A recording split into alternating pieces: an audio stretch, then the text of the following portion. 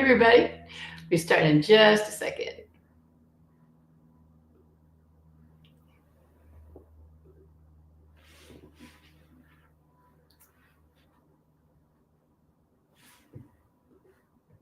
Just waiting on one more spot.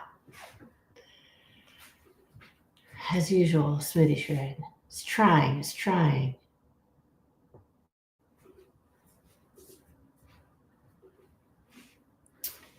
All right, well, in the meantime, I will load it from another spot. 1 second, everybody.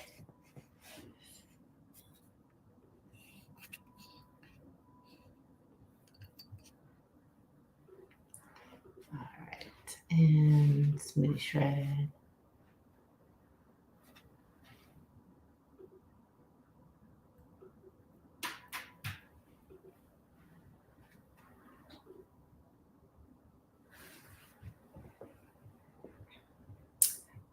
Okay. Now we got it. Hey everybody, it's Dr. Brooke Goldner, and it is Wednesday, which means it's Wellness Wednesday, and I'm here to help you out with all things I can, health and happiness related. Can't substitute for medical advice. You're not my patient if I can't see you, right? But I want to help you every way I can. Make sure you talk to your doctor before making any really big changes. Let me fix that. To your program, especially if you take medications that interfere with things like what you eat or have issues around restrictions according to organ damage. If you're not seeing me personally, at least make sure you're talking to your doctor about that for all of those things. All right, so let's get into it here. What I wanted to talk about today is actually lupus awareness, because it is May, and it's May 7th. May 10th is World Lupus Day, but all of May is Lupus Awareness Month. So I wanted to talk about some facts about lupus and also what you can do about it. I was actually on the news this morning with Cheryl Melton. She is one of my favorites. She reminded me today that I've been coming on for 6 years for lupus awareness. And it's really cool that they keep having me back for many things health related, but especially to talk about this, which is near and dear to my heart because I myself have my origin story when it comes to health and all the things I do with lupus. So let's talk about lupus. So some facts. You know, it's hard to get updated figures for how many people have lupus right now. I have been teaching this for many, many years now. I have not seen updated numbers in a while. And so it's been at least the last 5 years or longer, I'm seeing the same numbers, which tells me nobody's tracking it effectively right now. Because the stats that are still popping up are about 1.5 million people in the US, 5 million worldwide. But we also know from all that I've been teaching you, if you've been following me, I teach you a lot about these things, that autoimmune diseases, including lupus, are on the rise. They have found positive ANAs have grown somewhere about 10% to 30%, depending on the numbers, that people are getting more positive ANAs, they're getting more autoimmune diseases, they're getting more lupus. The rates for autoimmune diseases around the world have gone up about 10% a year over the past 40 years. So those numbers are not accurate. So what do we know? Millions of people suffer from this illness. And, the estimates are off. There's a lot of people. I know just because when I got lupus at 16, which was over 30 years ago, nobody had even heard of lupus.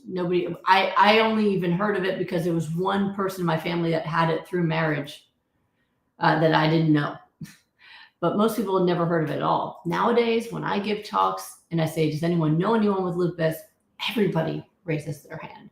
So it is definitely much more widespread, and it's important to talk about.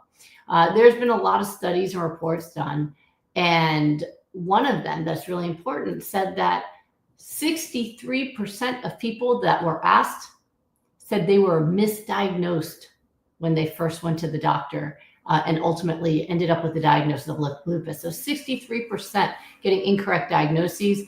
55% of those people reported having to see 4 or more different healthcare providers to get their diagnosis. So doctors need to be better trained in recognizing all the different symptoms of lupus. 9 out of 10 people with lupus still are women.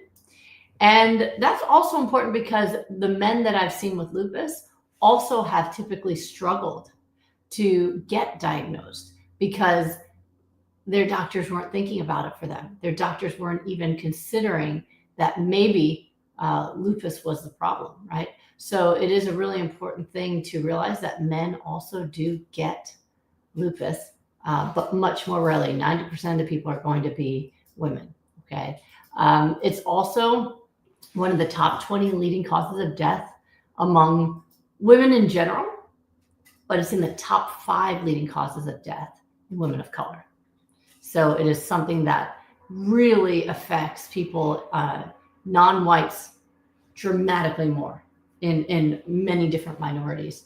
And it is very deadly for different communities. And something that, again, we need to bring more awareness of, especially since 63% of those people, at least in one study, said they were misdiagnosed sometimes for years before they got the proper diagnosis. It causes incredible suffering. Lupus can affect any part of the body. So lupus is an autoimmune disease. And what that means is that your immune system is your body's defense system, right? Your immune system is what's supposed to go out there and fight the bad guys, viruses, bacteria, right? If there's damage to the body, your immune system is supposed to send out the mediators in the bloodstream to fix it. It's supposed to be your bodyguard, right? Taking care of you. But autoimmune disease, it's like friendly fire. The immune system gets basically confused and it starts attacking your own body. Now, there's many different types of autoimmune diseases, and most of them are categorized by what area of the body they attack, right? So if you have rheumatoid arthritis, it's attacking your joints. If you have multiple sclerosis, it's attacking your nervous system, right? If you have Sjogren's, it's attacking your glands, your lacrimal glands, your parotid glands. So most of the time when people have an autoimmune disease, it is attacking one area. Psoriasis, they're going to get rashes. But with lupus, it can do all of the above. Lupus can attack all of the things that the other diseases can attack. Just from the ones I mentioned, well, lupus can attack the joints just like rheumatoid arthritis. Lupus can attack the skin just like psoriasis. Lupus can attack your nervous system. You can get seizures, you can get psychoses. Lupus can be anywhere in the body. And it's also one of the reasons why it can be difficult to diagnose, but one of the reasons why it also creates a lot of suffering, because you might start out with joint pain or fatigue, maybe a fever that nobody can figure out. A lot of people will tell me that it all started with a fever that wouldn't go away and they couldn't figure out why. It can start with a rash. When I got diagnosed at the age of 16, I had the butterfly rash on my cheeks. I had arthritis, I had migraines, and I had kidney failure from lupus nephritis. So that's where it all started for me. But even it was about 10 years later, I still had lupus. My kidneys were stable, but I still had protein in my urine. You could still see in my labs that I had issues, but they had stabilized with aggressive treatments, chemotherapy, high-dose steroids. But then it started doing new stuff. Then lupus started causing blood clots. And so I started getting mini strokes. I would get double vision from blood clots going into my brain. So lupus is also a scary disease in that sense because you really don't know where it's going to go next. I have seen people who have lupus that causes seizures, multiple seizures a day. I've seen people who have it in their lungs, in their heart. If you watched my case series, you saw that I helped a young girl who was 12 at the time, who had lupus in her heart, her lungs, and her kidneys, and died in the hospital. She was a code blue. And she was able to completely reverse it working with me. Within 2 weeks, her kidneys were better, her lungs healed, everything came back.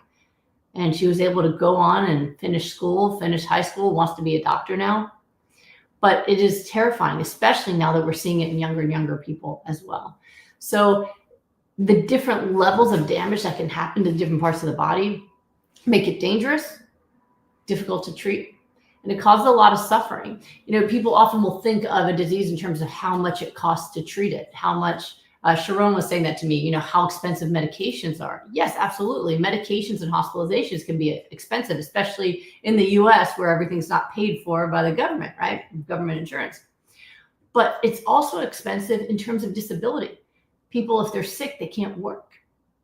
And so that is a big problem. It is expensive for families financially, but the toll it takes on people emotionally when they feel like they can no longer go after their dreams, that is the thing that I most like to help people with.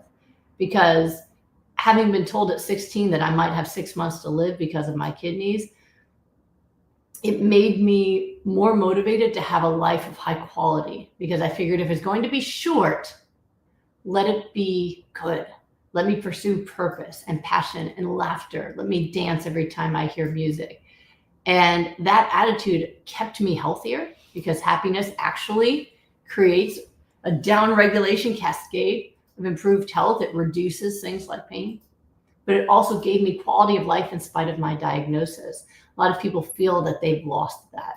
And it's an important thing to address. If you know someone with lupus, check in on them, check in on their mental health, see what you can do to help them do more, feel better, not in terms of their pain, but in terms of their happiness as well.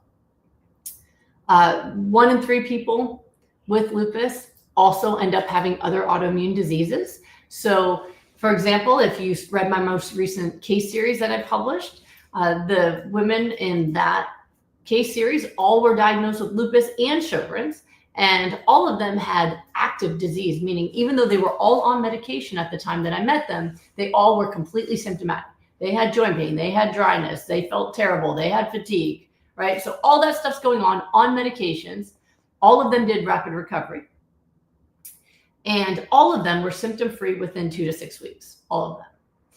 Now, this study then went on to look at what happened next. Well, all of them were taken off of their medications by their rheumatologist. I wasn't the one who did it. The rheumatologist took them off of their medications because they had completely recovered. And all of them remained symptom-free off all medication and are living their lives fully. One of them is almost 8 years out, has had 2 kids since reversing her disease, never had a relapse. So it's very common that people with autoimmune diseases tend to develop more. Just as I did, many others will do it as well. Most common autoimmune disease I see is Hashimoto's. And people don't even realize they have autoimmune disease until they meet with me and they go, oh, I have rheumatoid arthritis. It just started. And I go, no. It started with the Hashimoto's 20 years ago. They don't even realize that they have autoimmune disease. When you don't treat them, they can go on and spread. Let me see here if some good facts that I got. Let me see. All right, here's another one. So as I mentioned before, that it's much more prevalent in people of color. So this is one that's more specific. Lupus is 2 to 3 times more prevalent among people who are African American, Hispanic, Latina, Asian American, Native American, Alaskan Native, Native Hawaiian, and other Pacific Islander compared to white, according to most studies. So again, it's something that doctors need to be looking for, but also understanding how fatal this is. It can be, right? Especially in people of color. Also a fact, after 12 years of living with lupus, I have been lupus-free for almost 20 years now. It's 19 years. We all need to party together when I hit 20 years, right? That's in October. We're all going to celebrate big time, right? Because all those people who've been saying for all this time now, it's just a remission. Well, if this is a remission, I'll take a 20-year remission, everybody. And I wish all of you the same. I wish all of you 20 years of feeling as good as I do. Because here's the thing, I'm 48 years old and I feel better than I did at 18. How many people say that? I'm fitter, I'm healthier, I have 0 health conditions at 48 years old, after being diagnosed with lupus at 12 years old and being told that I was potentially dying at that time.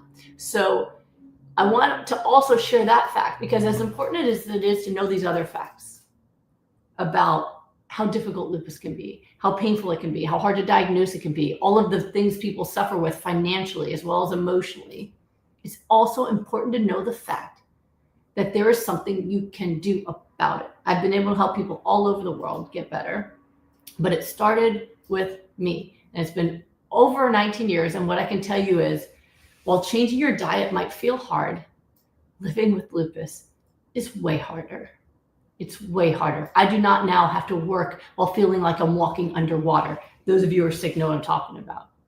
I don't have to be afraid of what the next lab test will say.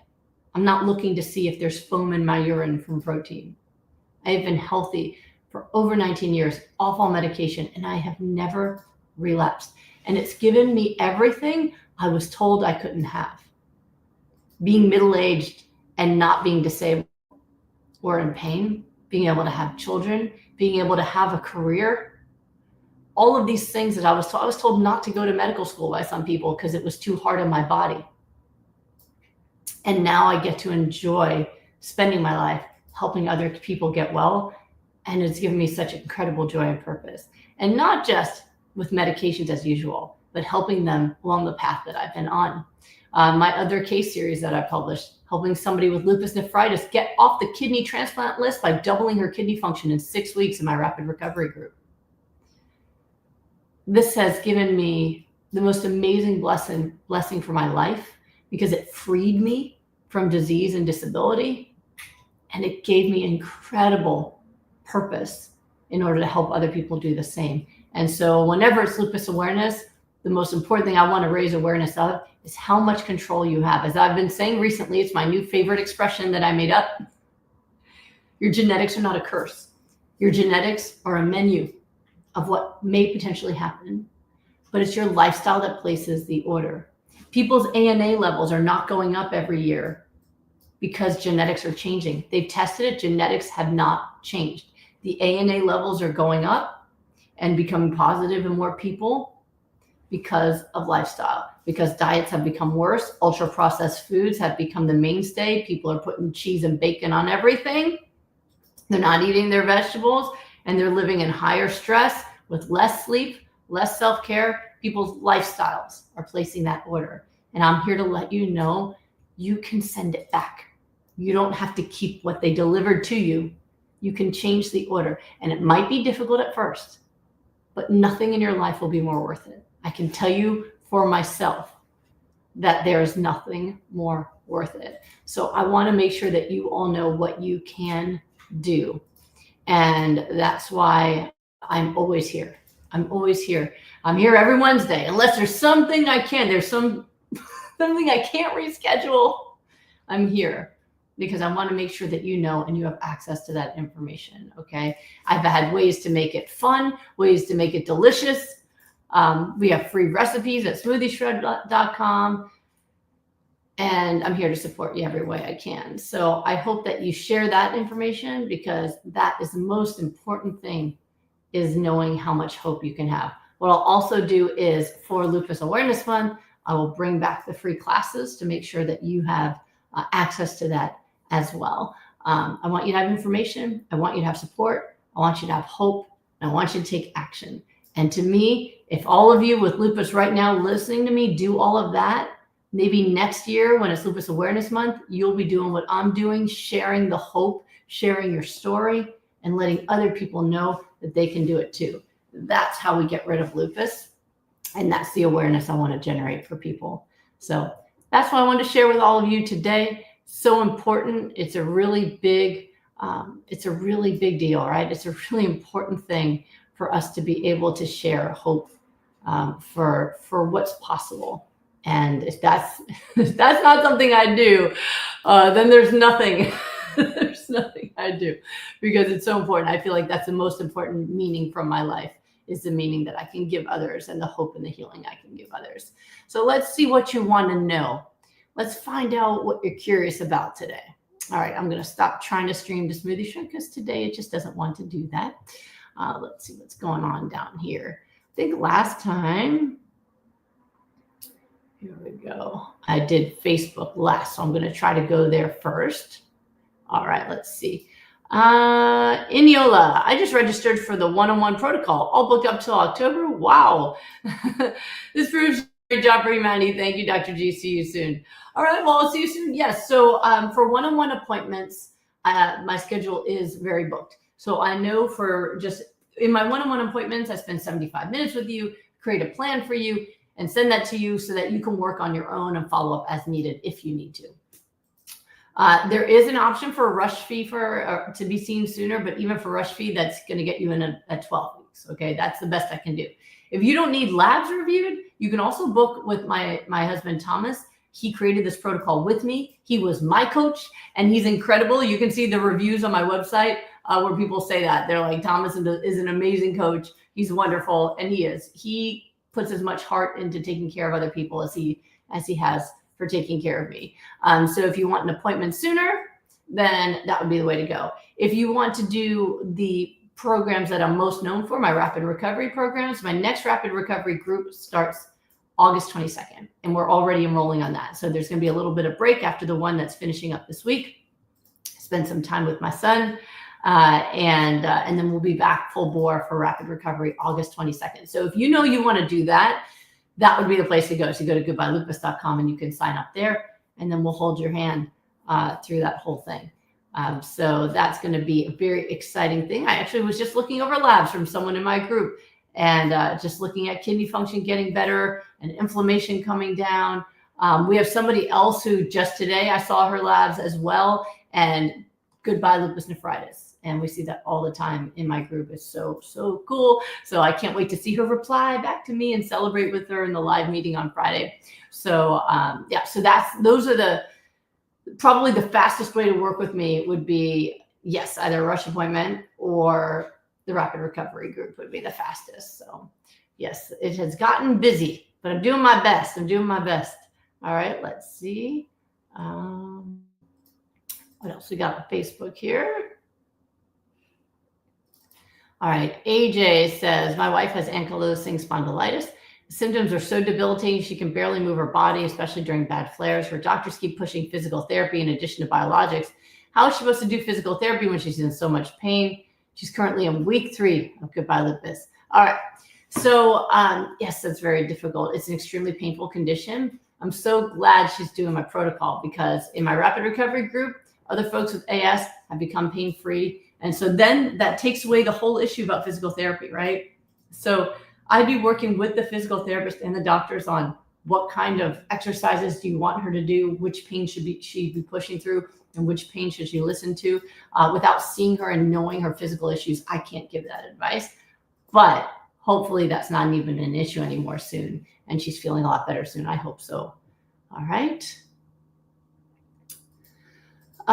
Shan Mugapriya, hi, Dr. G. I love your free service. I have MCAS-like symptoms. If I do exercise, I feel symptoms flare up, but I love exercise to start with. Thank you. Yeah, and that will, that should get better too. I know I talked about it recently. I was working with a medical student who does have MCAS, and he usually gets a rash on his chest when he goes running, but he still goes running every day because he knows he needs the exercise, but he gets that kind of allergic reaction. And a couple of weeks after meeting with me, he was able to show me that he was able to go running and did not have a rash. I did let my husband know I'm getting a shirtless picture, but he's a client. It's okay. Not that he would care. He trusts me, but it was kind of funny. Like, oh, okay, yeah, no rash. But it was wonderful. So hopefully as inflammation comes down, that gets better soon. All right, let's see here. All right. Okay. Some other folks saying that they're about to see me soon. I look forward to seeing you, Judy. All right, let's see what YouTube's been asking. Let's come. All right. Yes, please wants to know what conclusions from the keto community, including doctors and researchers, do you agree with, if any? I would say the only one I agree with is most recently the doctor who wrote the books on the keto. It's like the carnivore diet. I forget the name of his book, but he's a physician who is the leader of the carnivore movement for health. And he recently has come forward and said he is no longer a carnivore because he was getting very sick from it. And he's realized that we do need things like fresh foods, like fruits and vegetables in our diet for health. So I agree with him about that. His, I forget all the numbers, but he showed how his lipids were like 6 times what they should be for health. His testosterone plummeted. People think if they're eating all this meat, they're going to get more manly. Not the case. It actually does the opposite. And so his testosterone had plummeted. He was having all these health issues. And so he's realized that it's not healthy or safe long-term. And so that is what I agree with. That's what I would say. It was interesting because even when he was talking about that, you know, like myself, he has his books in the background, but he's still selling that book. If I found out that this had a bad side effect, I would retract them. That's just what I would do. But yes, I agree with that very much. Okay. AS says 8 C-sections here. Yes, very blessed, and have heavy periods. Doc wants me to take iron as I'm in the lower range on red blood cells, hemoglobin, hematocrit, and ferritin is 9. Could hypernourishment improve this? Agree with your doctor. If you are in the low range and iron can help you, you should take it. Can my protocol help you? Very likely. I don't know if hypernourishment alone can. You can try it. But I know if, for example, in rapid recovery, when people are doing the full protocol, full goodbye autoimmune, that many of them say that's the first easy period they have in years, whether it's because of fibroids or heavy periods or irregular periods, that all of a sudden they're not suffering during the period. So it's helped a lot of people with fertility, all sorts of things that are hormonally mediated and related. So it's worth trying. Okay. Pipes. I've become allergic to chia seeds. They cause me to itch. What can I substitute for making smoothies? You can use flax seeds. You can use cold pressed flaxseed oil. Okay. Universal Holiday, it's your first time coming to the live. Welcome. So glad. And you said you're going to be joining us at one point. We would love that. We'd love to take care of you. It's our favorite thing is taking care of people. All right, let's see here. Let's move over to Instagram. Instagram's busy. Let's see what Instagram's asking me over here. All right. That's interesting. I'm seeing the same names over here. Some of you are doing double duty. Okay. Live at Sam, how can I contact you? I'm from India. You can write to drg@goodbyelupus.com. And if you write your subject matter in all caps, I'm more likely to see it because I get a lot of email every day. So if it's like need an appointment or something like that in all caps, I'm more likely to catch it. Okay, let's see here.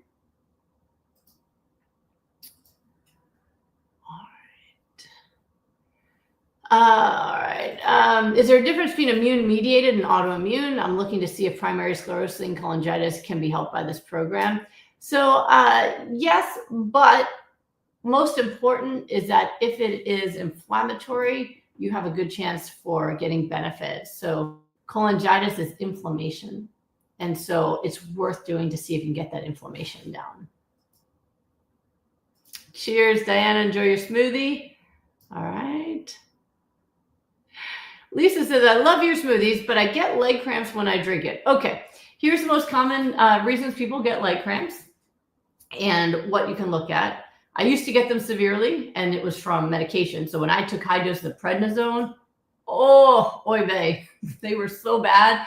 I once got into the bathtub with my clothes still on to pour hot water on my legs to get them to relax. So I understand leg cramps. Most common reason people in general get leg cramps would be dehydration, low potassium, low calcium. All right. Those are the things that usually cause them. Now, you cannot hypernourish and have any of those things, right? Low calcium, low potassium, and dehydration. So the other reasons could be low sodium. So if you are drinking smoothies and you're bringing your hydration level way up, but you haven't added sodium to your diet, that can cause it. And sometimes people have magnesium issues, but that wouldn't be related to drinking smoothies. So check your salt. All right. Drop Lemon wants to drop our A1C. Do it. You should be able to do that. I'm so glad that you're going after it. It should come down pretty quickly. Let's see. Charlotte, Dr. G, you've mentioned that when you did Goodbye Lupus in the past, you ate tofu and you had no problem. Why is it not on the program now? Because it has been 20 years and we've gotten better at figuring out what's necessary for disease reversal and what's not. So it's interesting. A lot of people will say, just tell me what you did when you reversed your disease. What I did 20 years ago was the first time out and I was successful. Now, over these years, we have helped thousands of people reverse diseases, thousands of people all over the world. And what we've discovered more is how to hone it, optimize it, get the dosages right. So if you're listening to me today in 2025, you are getting the most optimized version of the protocol where there's nothing left to chance anymore. What we found is certain things like tofu, there's some folks who can add that to it and they do just fine. But then there's others who don't get results until they take all cooked out food out, including tofu.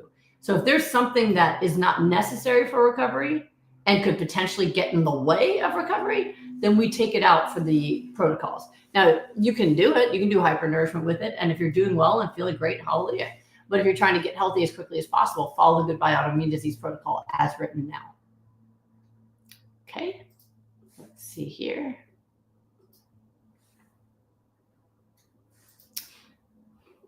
All right. All right, I don't see, I think smoothie shredders are over on the Facebook page, which I totally understand. So let's come back over this way. All right, back over to Facebook side. Please excuse me while I scroll. There's a lot of questions that I have to get through. All right, let's see here. All right. All right. Tracy Taylor says, Dr. Goldlove. Question, experience with smoothies feeding tubes for peeps undergoing chemo. Love you back. Thank you. So I'll skip the compliment reading, but I'll just stick with the questions. So yes, we've had folks who use them in feeding tubes for all sorts of different issues. And it's great because you don't even have to worry about them tasting good. You can just do smoothie. You can just do like kale and flax oil and just put that right in. You don't even need to. And we've definitely had people use it for feeding tubes and do really well that way. Oh, I'm starting to see some issues here. Please know, anyone who's especially on YouTube, I don't have any assistants that are answering questions for me. Sometimes people take it upon themselves to answer questions. They're answering it based off of their own stuff. Some of it I've seen in the past, some of it I agree with, and some of it I don't. So just take it with a grain of salt. If you're seeing other people trying to be helpful, it's very kind. Just know that they're not working for me or with me, okay? Because sometimes I see stuff when I get off and I'm like, oh no, I hope they didn't listen to that. That's the opposite of what I would have said. All right, let me see here. Alicia, I finally caught it live. Can you help with kidney function? Absolutely. Actually, just today, right before I got on this live, I just met with one of my clients who has diabetes and it was affecting her kidneys. And we were just celebrating her kidney function going back to normal. Her albumin, creatinine, albumin ratio was high, and we just got it back, and bam, she just hit that border, right, heading into normal. And she did that since the last time I saw her about a month ago. So absolutely. The kidneys love my protocol, hands down. They love the protocol. So that is something that I can help with. Sometimes people need adjustments made based off of their level of kidney function. So for example, right now, I'm doing private rapid recovery with 2 people who are in kidney failure on dialysis. So I have to be on top of them in terms of figuring out the right dosage of food for them. So they can't do full hypernourishment. I have to change the dosage of their high nutrient vegetables and their water intake, everything based off their labs, their symptoms. So when it gets to be really late stage, I need to really be involved to get the right dosage. You can always start on your own though by taking out things that are inflammatory, like dairy, eggs, all the protein crap that they're telling you to eat. Don't listen. That'll just crash your kidneys faster. Sticking with plant foods. If you need low potassium, then go that route, do the best you can, and then get in to see me. Rapid recovery is usually the best idea if you're in kidney failure because there's no time to get it wrong, but one way or another, okay? Let's see here. Renee, does flax oil tablets work? No, flax oil oxidizes so quickly. They are oxidized. If you open them up, the capsules, you'll smell that they're fishy and you'll know that they're not good anymore. Okay. All right. Jesse says, hello, I've watched many of your Q&As. I've heard you talk about hair loss. I did the Goodbye Lupus protocol for 8 weeks and my hair loss reduced drastically and I had a lot of new hair grow back. That's what we usually see. Unfortunately, I didn't do step down correctly. I introduced inflammatory foods like pasta and rice too soon. My hair loss returned. I plan to do Goodbye Lupus protocol again because I know it works. Question is, can hair loss be completely reversed when the protocol is done correctly? Yes. So I don't know the reason for your hair loss. So if we know the reason, then it would be helpful. Like, is it because of lupus? Is it because of just autoimmune alopecia? Is it because of thyroid issues? So usually there's ways to measure it based on those things, right? So if you know the cause and you check and the illness is gone, you should be able to go into step down and keep going. And remember, in step down, you keep your hypernourishment levels up so that you're not doing anything to disrupt the nourishment continuing to grow that hair. Okay, let's go up to Instagram.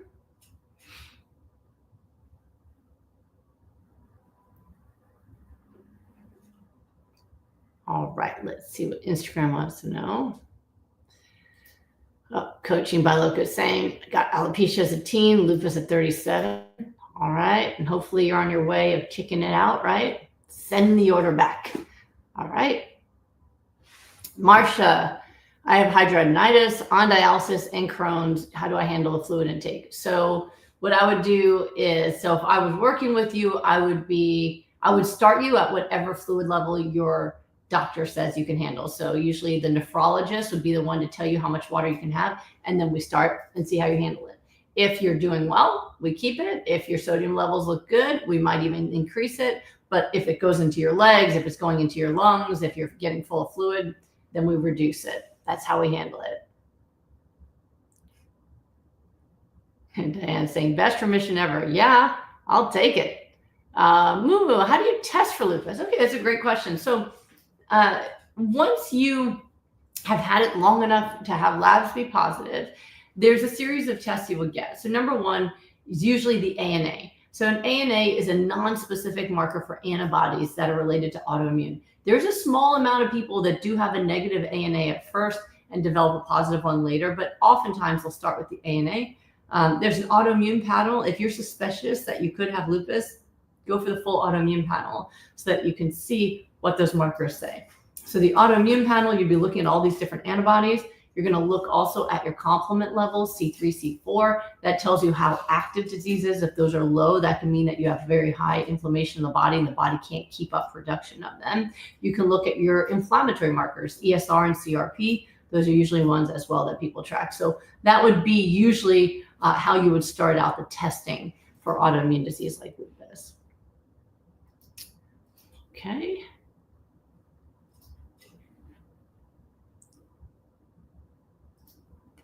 All right. Patricia wants to know, can we eat regular house avocado with lupus? Yes. When I was reversing my lupus, I was eating like 3 a day. I was buying containers of guac. I still eat a ton of guacamole. If you saw my video yesterday, if I need a snack in between clients, I grab an avocado, cut it in half, and just eat the thing. I call it fast food. So yeah, you can absolutely eat avocados unless you yourself are allergic or sensitive to them in some way. All right. Let's see where YouTube is here. All right, let's see here. All right, so MJ, my son has been on the Goodbye Autoimmune protocol for over a year with alopecia areata. His ESR and CRP have been in normal range, so inflammation is now low, but is alopecia still active? Is there any other blood markers for it? No. So we have really good results for alopecia areata. So what I'd be looking at, multifold. Number one, it's often stress driven. So you want to make sure that, that you're looking at that. You know, is there something going on that's stimulating his stress? Typically, what I recommend for quickly reversing alopecia areata is actually a combination of the medical approach and the nutrition approach. So using typically what doctors will prescribe would be a cortisone cream, some kind of prednisone, or not prednisone, but cortisone cream, and minoxidil. And so, and you put one in the morning, one at night, and then do full on Goodbye Autoimmune protocol. And usually when people do that, even within the first month, you can start seeing regrowth happening. So I would be doing both if he's got active lesions to try to get the skin under control while you're working on the body. But a year is too long. We should have seen changes already. So either he needs some help topically as well, there's ongoing stress that needs to be addressed, or you're not doing it right. And so it might be worth it to get a consultation. My husband has done rapid recovery with people with alopecia, with children with alopecia, actually. So if you want a consultation more quickly, you can always book with Thomas. So when you go to goodbyelupus.com and work with Dr. G, when you click on the appointments, it takes you to my scheduling system. And so when you look at the different types of appointments, there's appointments with me. And then if you keep scrolling, you'll see that there's appointments with him as well. Okay. W. Allison, hey, Dr. G, I have Crohn's. I've begun drinking 1 green smoothie a day, but I get horrible pain from it. Is there a better way to ease into the protocol? So it really depends on what's going on. If you have active Crohn's where you are bleeding mucus, can't absorb any nutrients, you might want to start by just doing fresh pressed juices, let the gut relax, maybe use some flax oil if tolerated, and start getting that down. You can even use supplements that bring down inflammation like plain curcumin, L-glutamine, things like that. If you don't have active Crohn's, but you are just feeling pain from it, there might be just different things for you to try. So one, it might be your recipe. Maybe it's more fiber than you're used to, and you just need to switch out the flax or chia seeds for cold pressed flax oil. Maybe you need to divide up your doses into smaller amounts. Or maybe your gut is happier with things like salads, and instead you make like guacamole and or things like that. Goodbye Lupus Hello Delicious has so many different recipes where you can get in some of the high nutrient vegetables without smoothies. So those are the things I would start trying. All right, let's see here. Lux, hi Dr. G. I love smoothies, but I struggle to actually eat raw foods. I love broccoli if it's steamed and cauliflower, but only like raw carrots, cucumbers, etc. Advice, also baby due in 8 weeks. Well, first of all, congratulations. Second is, if you don't love to eat raw vegetables, but you like smoothies, there's nothing to solve. The green smoothie was how we came up with a solution to this. So when I was first trying to help people with lupus, and I went, okay, here's how much you need to eat. Here's all the vegetables.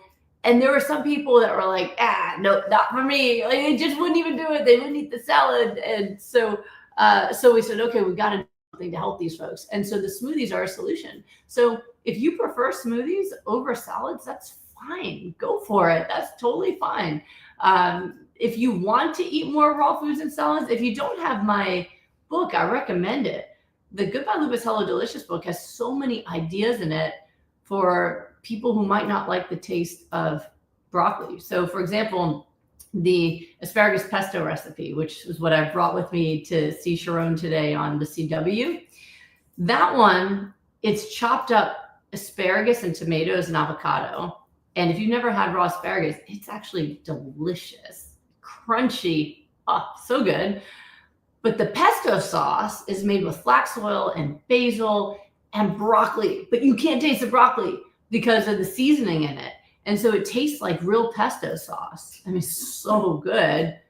And meanwhile, it's cruciferous in there. You just can't even taste it. Guacamole is in that recipe book, where it's guacamole recipe with broccoli hidden in it. And then eat the vegetables that you like, maybe, or eat some flaxseed crackers with it if you don't want to eat any raw vegetables. If you don't even want to eat a carrot or a cucumber to dip in that guacamole, use flaxseed crackers. So maybe check that out and see if there's ways, especially if you want to introduce the joy of eating raw vegetables to your kids. I mean, that was something that was so wonderful for me, was that, the first foods that my kids got were all raw.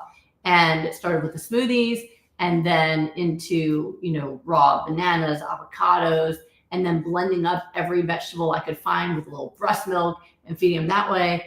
And it was so wonderful because even when I started adding more cooked things after the first birthday, I started adding like, soybeans, tofu, and other things, more cooked foods, that they always had a taste for it. Like, even to this day, my son Solomon is 16, and he doesn't like dressing on his salad. All my dressing recipes, he likes the avocado Caesar, but really he just prefers it either completely plain or with some fruit on it, or maybe some lemon juice. But he just loves the taste of actual salad. Isn't that amazing? Like, I need a dressing, and I've been eating raw for a long time, but I still like a good dressing. So we give our kids this beautiful opportunity to grow up without food addictions and actually appreciating how delicious raw food feels. So good. So amazing. Okay, let me see. Vito wants to know if I can explain how living with constant daily stress and trauma, even with excellent doctor's care, can make it impossible to do simple tests. So trauma and stress affect your cortisol levels. They also, so they create inflammation in the body. and it's entirely exhausting.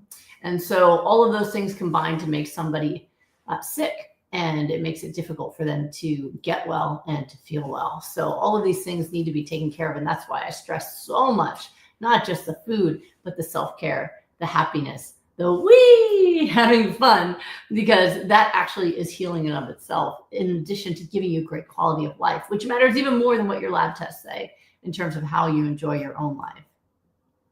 Okay, let's go back down to raw footage. My kidneys are stable. Lupus is going down. Now I have plantar fasciitis. Any advice? Since it's on the itis, protocol should work. Okay, actually, plantar fasciitis is something that needs to be treated through physical therapy. So plantar fasciitis, even though it's an itis, yes, having the right protocol nutrition-wise can help you heal that faster, but you're going to have to do the physical therapy work to get it better. So you can look that up online, or you can go to a physical therapist. It's going to be a combination of things. So plantar fasciitis involves, I wish I had like a good, there's a, do I draw for you? That's probably scary. Let me see if I can go a picture. Let me just find a picture for you. I almost drew a leg for you, and then I'm going, I shouldn't do that. And I am not an artist. Let me pull up a picture here 1 second. So when you're looking at, here we go. So this will work. I'll look at this picture here. 1 second, guys. It was funny. I thought about it for a second. You all witnessed it. Am I going to draw? No, I'm not going to draw. All right, let me see. So present and move this over. I'll present, share screen, and leg, knee, anatomy. Here we go. Okay, let's try it this way. So when you've got plantar fasciitis, all right, there's inflammation of this area here. So you can see back here, this is your calf muscle, okay?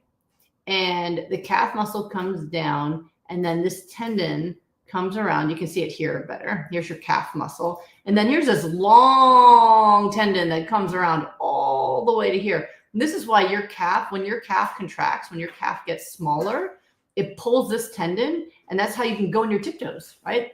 And when your calf relaxes, then you can put your foot flat. So so the fascia part of your foot is under here, under the plantar region, under the bottom of your foot, okay? So if you've got plantar fasciitis, there's inflammation of this area down here. So in order to heal this, eating alone is not going to do it. There's multiple things you got to do. One, you have to release this muscle here. So one of the ways you can do that is actually get like a tennis ball and sit on the floor and move the tennis ball up and down along this calf muscle. So you're going to move it into one spot, and if it feels painful, stay. If you go, ow, stay. And sit there with it hurting your calf until you feel that release, and then suddenly it doesn't hurt anymore. Then do it again. Find a new spot. You can do this while you're watching TV or something. So you want to loosen this up. You're going to have to do this daily while you've got this issue, right?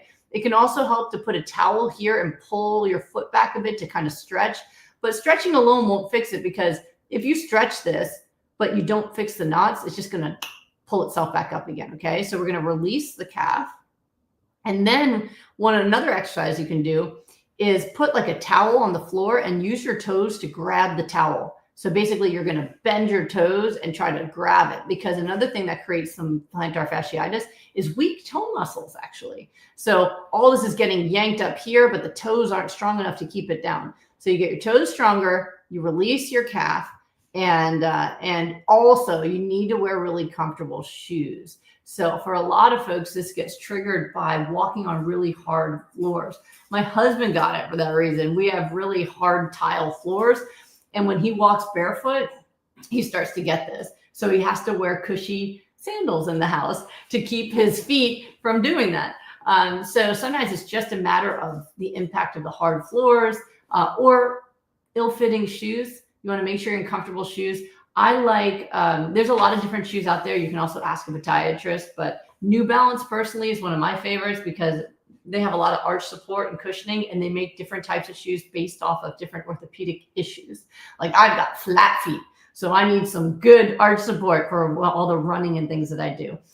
So the combination of good shoes, calf release, work on your toe muscles, and also eating good nutrition, that is a good way to go to actually heal plantar fasciitis. New question, haven't answered before, so I went a little deeper, and I hope that helps you on your healing journey. And congratulations again for all the great breakthroughs you've had on healing your kidneys and the lupus as well. Goodbye, lupus nephritis. All right, let's see what else we got here. Okay. Okay. Rosanna Helton says, what test do I need to do to see if I went into remission for RA? I'm doing my hypernutrition diet and I'm feeling good. Thank you. So first of all, congratulations, everybody. Give her some big congratulations. You already know you're saying goodbye to RA if you are not in pain, right? How did you know that you had RA to begin with? Pain, right? You don't start doing tests for rheumatoid factor when you're not in pain. So before you need a doctor to tell you you've reversed it, you can tell the doctor you've reversed it because you're not in pain and you feel good. So excited for you. That's fantastic. Now, if you want to confirm all the markers are gone, the test for RA would typically be rheumatoid factor or RF and CCP. Those are the marker tests for rheumatoid. They might also test inflammatory markers like ESR and CRP and ANA as well. But the two that are specific to RA would be the CCP and the RF. Okay. Bob O'Brien, quick question. Is black coffee okay? Yes, it is. Just 1 cup though. Don't stress out those adrenals, people. And can I add unsweetened almond milk or soy milk? I like almond milk. I find that one is one people don't tend to react to. And you are welcome. Let's see here. And J Life 1123. What Vitamix do you recommend? Any Vitamix. I have never seen a Vitamix that doesn't work well. I met someone once who bought, I think, the first Vitamix ever invented. I swear. He was a neighbor that we met back in the day in California. And it was enormous. It was this thing. I'm like, what is this? And it still worked great. But it was like a dinosaur Vitamix. And it worked really well. We still have a Vitamix that we've been using for over 15 years that still works perfectly. I have replaced the carafe once and the blade once. Someone might have dropped a spoon in there that shouldn't have been used. I should have used the tamper.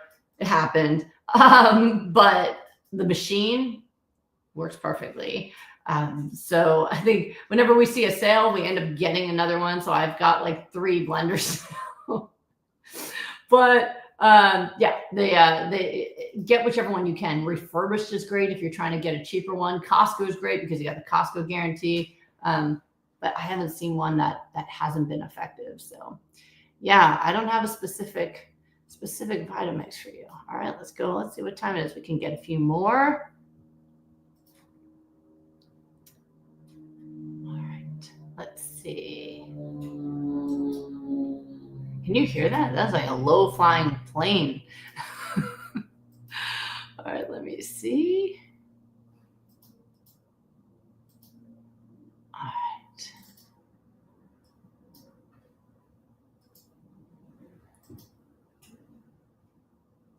All right, Terry said, I'm in rapid recovery and the healing I've had is amazing, but I have a hard time staying on protocol. Do you have ideas about what we can do when we're thinking about the choice to go off plan? You can ask this privately. The first thought is, I get the feeling, but I don't know the thought. Oh, I think the feeling is, I don't care. So typically, if you are really struggling with cravings and you know what to do, it usually means that you're not emotionally fulfilled. So if you're having a thought or feeling like, I just don't care, I'm going to eat off plan, there's something going on emotionally. That's an emotional deficit, right? So the key is then going to be creating some mindful awareness of your emotions, right? What is going on with me? So sometimes when people do it kind of unconsciously, I recommend you start checking in yourself multiple times a day in terms of your moods. How do I feel when I wake up? How am I feeling midday? Rapid recovery, we do this, right? We check in with our moods to see whoa, if my mood is low, then I need a game plan to bring it up. That way you don't get the efforts, right? We don't want to get the efforts while we're trying to heal, right? So if you're in a low mood, the answer is self-care, right? I need to talk to someone. I need to do something fun. it's so one of the reasons why we stress the self-care activities in the group as well is we know that if you are consistently do things that raise your endorphins, dopamine, oxytocin, right, norepinephrine, all of these really exciting levels of self-care, what's going to happen is you will be happier and your cravings will come down. So I'd be looking into, are you doing the things you need to do to get those moments of happiness on a regular basis to keep your moods high? And if you do check in and find that your mood's kind of then you need to immediately take a break and go do self-care. So what it sounds like is you need to start bringing some awareness, really focusing on and taking seriously the work we do around moods and paying attention to moods and really high level self-care, so that you can continue to get those great results and not sabotage them as you move forward. Okay. All right, let's see here. All right. Carol says, my anti-CCP antibody, IgG, IgA is at 51. If range at this blood center draws 0 to 19, I've been tested for lupus, but it came back negative. Is it possible to be negative and still have lupus? It's possible, but lupus is technically diagnosed based off the combination of symptoms and labs. Now, sometimes people will develop more and more symptoms, and eventually those labs become positive. But for example, dealing with arthritis and you have an elevated anti-CCP, then typically they'll diagnose you with rheumatoid arthritis. It doesn't mean you're not developing lupus, but it means that you are currently not positive for diagnosis yet. Doesn't change what we do though.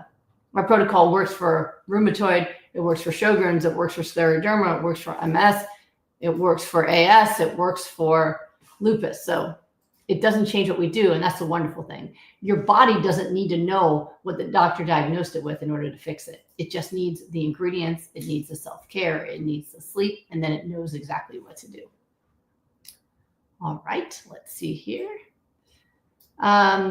Jeannie, can you do smoothies with cancer, or is it better to juice? Absolutely. No, I highly recommend you do the smoothies with cancer. Absolutely. You need the nutrients, you need the fiber, you need all of the phytonutrients. You're not going to get those with the juicing. You can add juicing, but it's not going to get you everything you need. All right. And Billy says, Billy Pesterfield, a friend saw me after 2 years. She said, my skin looks great. It's glowing complexion. Yeah, it's a side effect, right? You know how when they say, you know, when you're looking at a medication, what are the side effects, right? And when the side effects are of hypernourishment is, glowing, youthful skin. Isn't that, that's one of the wonderful, wonderful side effects. So I'm super happy for you because it's a great sign, right? You know that when you're healthy, usually you can tell, right? And you're healthy on the inside out and you have a glow. It's just a beautiful thing. So I'm happy for you. All right, let's see here. Robert says, my friend was just diagnosed with stage 4 prostate cancer at 69. Any suggestions, please, Dr. G? I recommend my full protocol. We have had amazing results with lowering PSA quickly. We had a member of my group whose PSA, we had a lab that showed it over the years. And it's just going straight up. And then he did rapid recovery and it was straight down, like off a cliff. And we've seen that results in others that we've worked with. Most important thing to start with active prostate cancer is 0 dairy. Get them off all animal products and at least a hypernourishing plant-based diet. But I would go all in with the cancer diagnosis, and in addition to whatever other medical care he has, I would do the full goodbye of immune protocol. All right, here, 1 second. I need to check something to be able to answer this question. All right, 1 second here. Okay. So someone is saying that Thomas is booked out to October too, but I do not believe that to be. Nope, he is absolutely not. I'm looking at Thomas's schedule right now, and he has open appointments. He has open appointments available. You could see him as soon as next week. So you are still looking at me and not him, if that's what's coming up for you. So make sure that when you are looking for an appointment that you scroll down and you click on him. So let me try to show you really quickly for the person who's struggling here. All right, let me show you how this works. Okay, so I'm using my presenter mode a lot today. Share screen and Brooke Goldner. Okay. So when you go to so this is my scheduling site. So you say it's Vigara.com, Brooke Goldner MD. All right. So this is where your I see. And I just want to show, like, see, oh my gosh, Thomas was absolutely amazing. I knew he would be, but see, like, he's awesome. So anyway, when you get here, this is what you see. What you want to do is go to services, or you can go to book now. And if you want to book services, Thomas Tadlock. And then if you click Thomas Tadlock, let's pick a service. So you're going to scroll down to just the Thomas Tadlock appointments. And then it's going to give you appointments that are going to come up immediately. So he has appointments right away. So just in case you're struggling to do that, he is available. He doesn't have a lot of them, but he does have some, and he's easier to get to because people haven't fully realized yet that they can get recovery with Thomas. You see me more often, but if you don't need him to read lab tests, and you need someone who knows the protocol, he runs rapid recovery with me, and he does private rapid recovery with people too. He is amazing. So he's a great option. If you have kidney failure and you need me to be looking at your labs and stuff, then he's not an option. But you have metabolic disease, you have arthritis, you're trying to lose weight. He's an expert in food addiction, all that good stuff. He's amazing and more accessible. All right, let's see. Until I learn how to clone myself at full 48 years old, he is as good. I wouldn't even say he's the next best thing. He is the best thing. All right, let's see here. All right, man, the time just flew. All right, so we just did a whole lot of questions here, and I hope they helped. Remember what I said. It is Lupus Awareness Month, so please do spread the word about lupus, but also about the possibilities. Share my information with people. Share information about my classes. Let's get people well together. And I promise I'll come up with new stuff to do. If everybody's healthy and we don't have any more diseases to fight, don't worry about me. I'll be all right. I'll find some new thing. But in the meantime, let's all do this together. And we can all take care of ourselves better, for ourselves and for everyone else, so you can be a role model as well to others. So I hope this was helpful. I look forward to seeing you next week. Bye, everyone. Have a great rest of your week.